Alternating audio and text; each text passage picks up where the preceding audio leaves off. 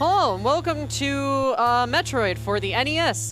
This was a game that was made by Nintendo in 1986 for the Nintendo Entertainment System. It's very good and very, very fun to speedrun.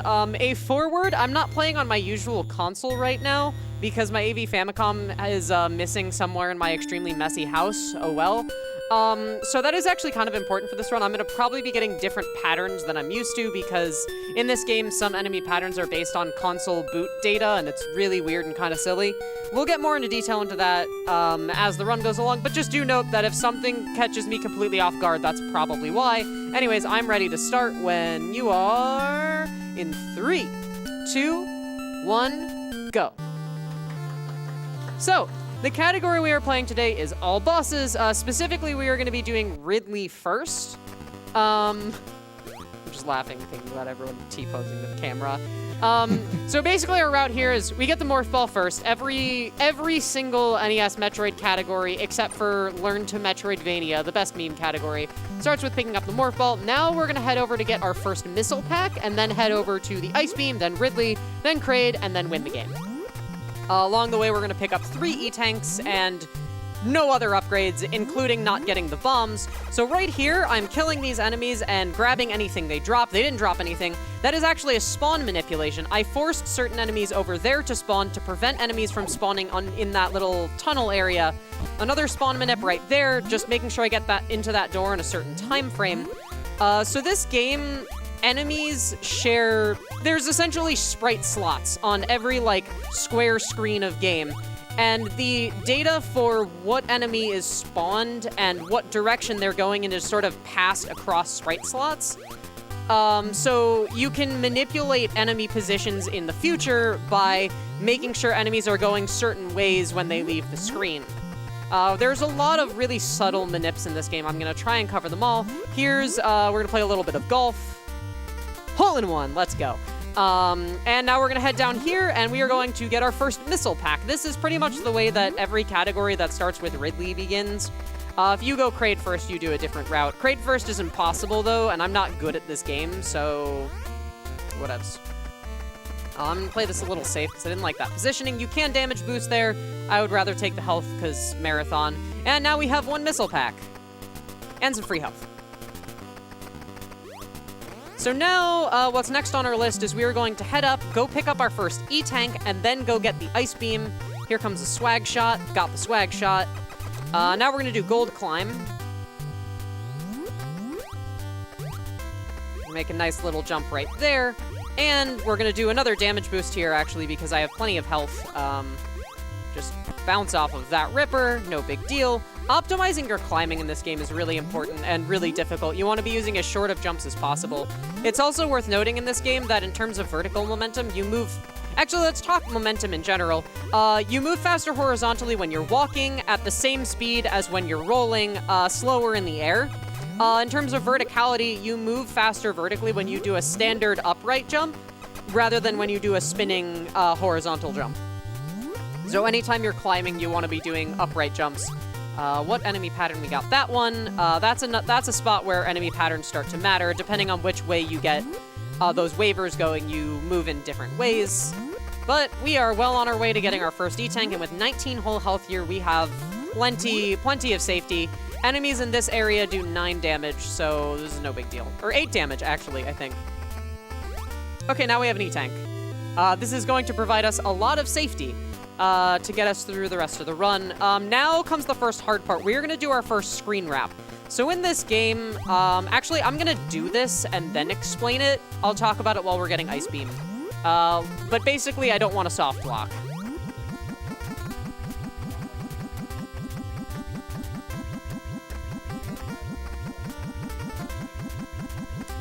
Okay, cool, no soft lock. So, basically what happened there was we got into the wall by letting a door close on us. And then every time you morph and then unmorph, you move up 4 pixels. Because we were in the wall, we didn't fall back down, and you can just basically do that repeatedly and wrap around from the top to the bottom of the screen. It actually takes you from the top to the bottom 1 screen below, and then wrap up to where the screen boundary is, and jump out over here where the Ice Beam is. You're not supposed to be able to get here until you have bombs. Most of the wraps that we do in this route are just skipping places where you could bomb. This wrap that I'm about to do is not one of those wraps.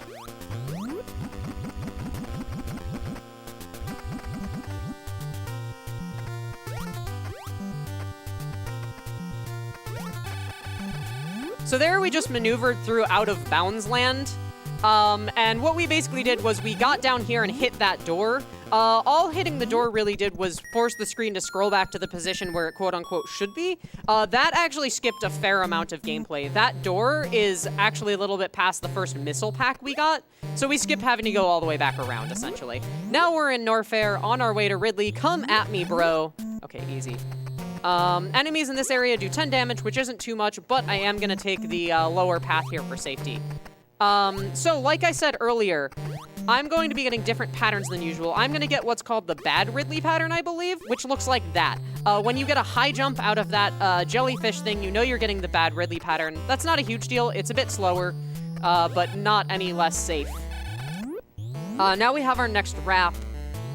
This one is just skipping somewhere that you're supposed to bomb through the floor. No fancy routing here. The game wants you to go this way.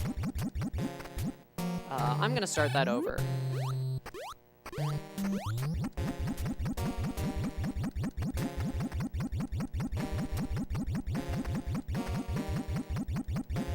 Okay, cool.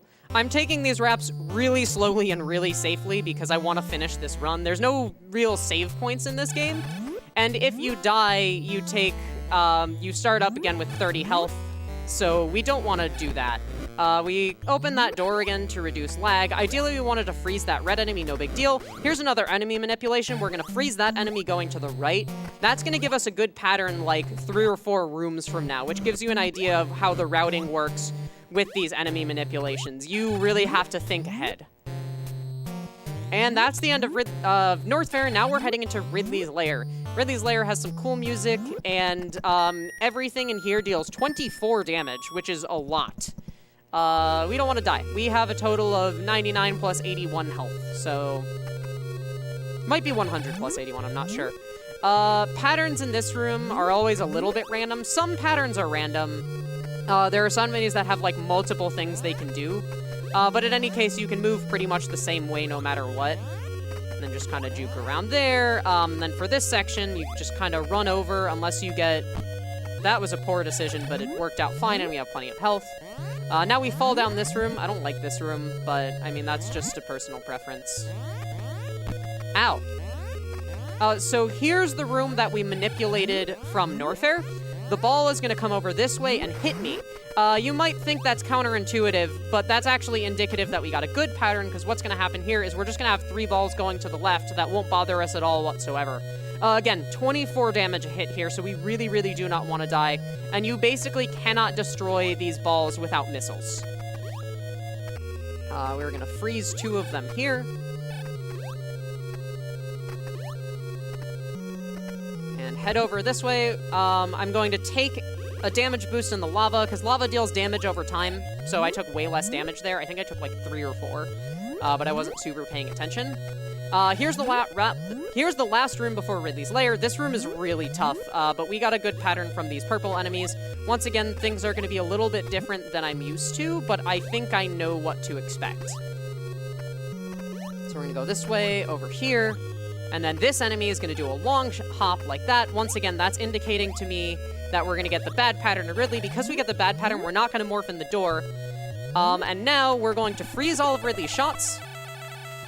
We are going to stand on here. I am going to hold, shoot, and mash select, because in this game, as long as the controller shoot button is being held, any change of the controller state will trigger a shot to fire. That's both pressing and releasing buttons. So what I can do is, again, just hold, shoot, and press and release select. That gives me 2 shots per button press, plus the auto fire given to you when you hold down the shoot button in the first place. That's good. So again, this bad Ridley fight is really mostly just slower, but there we go. So now we're going to up A on out of here. For those of you unfamiliar with up Aing, if you press up plus A on the second controller in some Nintendo first-party NES games while paused, it will basically force a death. This takes us back to the beginning of Ridley's Lair. We're going to do it again here to go back to the beginning of Norfair. This is going to allow us to get back to the beginning areas of the game really easily. There is a deathless category for Metroid that I don't run as much. I do run it, not as good at it. It's really hard. All right, so now we've killed Ridley. That's 1 out of our 2 bosses we need to take down before Mother Brain. Now we're gonna go pick up our second E-Tank, because, again, we have 30 health right now, which is bad. We want more than that. What do you have to say on the matter, Kaylee? More health, good. Thanks, Kaylee. I love my fiance. So now we have a bunch of missiles, which is really cool. We got 75 from Ridley. Gonna do the same manip here. And we're gonna pick up an E-Tank that's hiding out in the ceiling here. You know, watching the brave adventures of our daring heroine, Samus. But we're going... Ah! Hang on. Samus plays the flute. I think that's funny. That's something that only happens with the Zero Suit. I haven't actually talked about the Zero Suit. Zero Suit is a cosmetic thing. It's entirely allowable for leaderboards and everything such. Anyways, here's our next wrap. Again, just skipping things that we'd normally bomb through.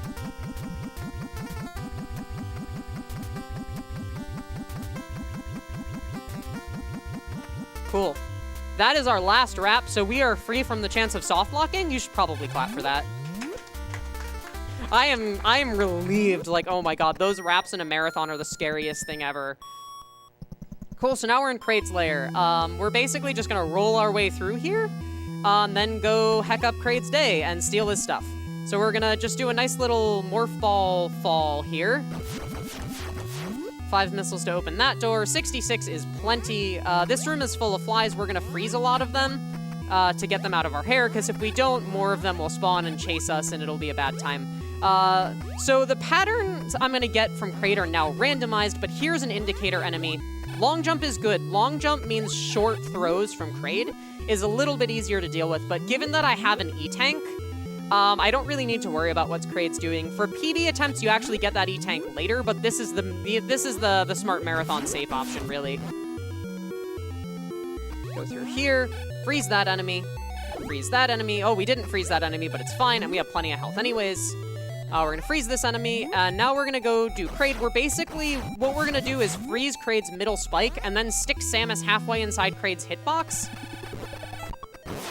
And then just hold B and forward, and it'll just spit out missiles really, really fast. And that's Kraid. And also, by the way, fun fact, there's an E-Tank here. Oh, dear. I got sub-pixel. That's no big deal. There we go. Okay, we want that. Doing Mother Brain with 2 tanks is really scary. That's something I don't even do in PB attempts, because it doesn't end up saving that much time because you'll have to farm for health and such. But speaking of which, we're done with our bosses. It's now time to head towards the end of the game. The first section here is basically sort of a rehash of some of the stuff we did at the beginning. We have to do blue climb, but then we have to go, like, all the way up. Not just part of the way. We're gonna go all the way to the top of the blue climb. That missile shot right there is a nice little optimization. It gets you in that door faster. Same manip here. Wow, no drops. They are being stingy today.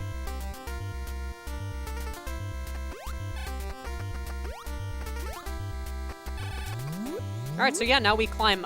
Note with these rippers, these back and forth enemies, the patterns the rippers are giving me, basically one ripper's pattern as it leaves the screen leads to the next.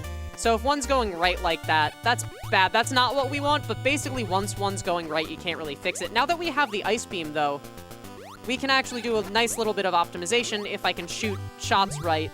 You can freeze the zoomers on the left. Okay, I am having trouble climbing right now. It's fine. Climbing is impossible.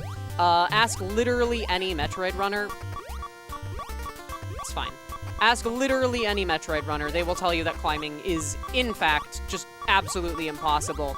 Because of how much this game lags and how variable the lag is, trying to actually optimize a climb is just not a thing you can do. Again, enemies deal 9 damage in this area. Okay, I don't like this, actually. I got a bad pattern from that zoomer, and it's annoying me. But we're fine now. We're safe. We'll just make our way to Turian. We're gonna farm a ton of health now anyways. So, in this game, The amount of drops you're gonna get is decided as you enter the room. Basically, the game will pick a number of health drops and a number of missile drops, and will start giving them to you randomly. Once it runs out, and you have to leave the room and sort of start over. That's not how it works with Metroids. Metroids actually have a fixed 75%, 25% chance of health versus missiles. You can't get no drop from a Metroid. So given that we have 19 health and 97 missiles, we're gonna do some farming. We need a lot of missiles to beat Mother Brain. We need 73 minimum to get through Mother Brain's room. However, we want more than that for safety. Because we're going to have to get through 6 Zebatites, which take 8 missiles each, but if you leave them alone for too long, which can happen if you get a bad pattern from the other enemies in the room, that's good luck. We want to be getting missile drops here while we're getting health drops. If you leave the Zebatites alone, they'll be annoying. Oh my gosh, that was really bad. They'll start regenerating health is what I was trying to say, if I can talk and play video games at the same time. So they'll regenerate up to 7 out of their 8 health, meaning you'll need more total missiles, which is bad, because you don't want to have to run out of missiles. That's always the saddest thing that can happen. Ow. Ow. This Rinka pattern is really something. We're almost out of this tunnel. Everything in Turian deals 30 damage, just so we're clear. Okay, cool. Health is good. I still need a lot of drops. I want basically full health and at least like 85 missiles. Ideally more. But the nice thing about Metroids is you get a guaranteed drop. So when you're looking for health or missiles, you basically can't go wrong. All right, this is good. I'm gonna go for basic. I'm gonna try one more drop here, and we'll just go with whatever we get. Perfect, that's what I wanted. All right, here's Mother Brain. It's impossible. I'm not gonna talk. Quiet time, please.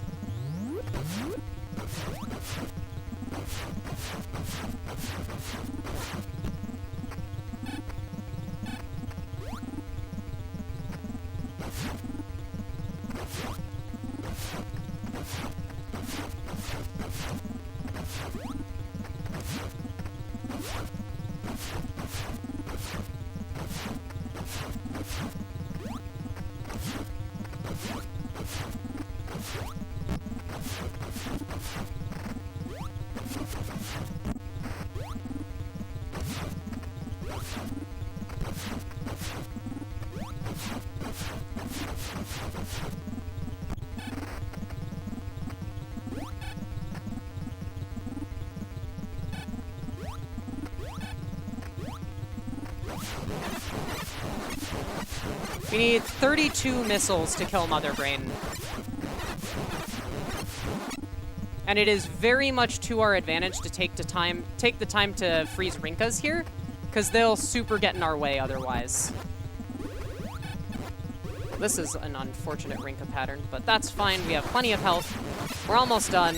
This fight is extremely scary. I don't know if I've emphasized that enough yet. I probably haven't. I don't know if you can emphasize that enough, honestly. And we're good. Epilepsy warning. I should have said that earlier. My apologies. We just did the scary thing. And now we're basically done. Time is coming up at the top of escape. This run went unbelievably smoothly, honestly.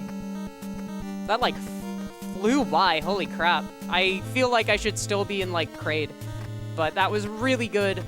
Here's Escape. Escape, just like in any other Metroid game, is impossible. It's the hardest part of the run. No matter what game you're playing, time is now. What was that? 1835, that's really good. Holy heck, that was a smooth run.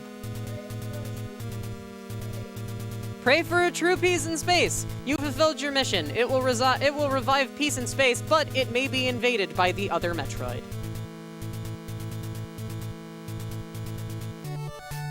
Now we get good credits music. Also, Samus was a girl the whole time, by the way. Just so you know, I mean, underneath the, that big suit of armor that we totally saw, there was a girl. Also, she hates turfs. And yeah, that's NES Metroid. Stay tuned for a better Metroid game. Debatable.